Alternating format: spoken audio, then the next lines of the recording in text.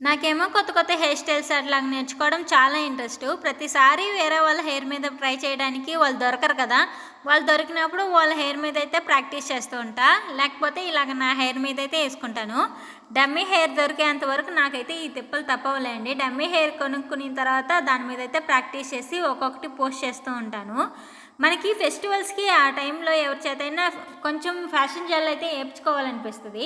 కానీ ఎవరికైనా వేరే ఇళ్ళలకే పోయి ఏపించుకోవాలంటే కొంచెం ఇబ్బందిగా ఉంటుంది కదా!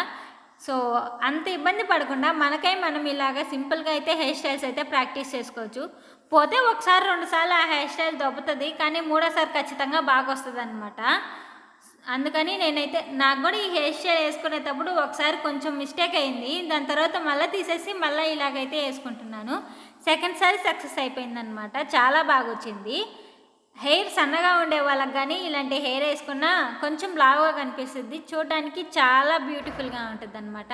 మీరు గాని ఒకసారి ట్రై చేయండి. నేను కొత్తగా యూట్యూబ్ ఛానల్ అయితే స్టార్ట్ చేశాను. ప్లీజ్ డూ సబ్స్క్రైబ్ మీరందరూ సబ్స్క్రైబ్ చేసి సపోర్ట్ చేసేయండి. మీరు హెయిర్ స్టైల్ ఎలా ఉందో కామెంట్ చేసేయండి.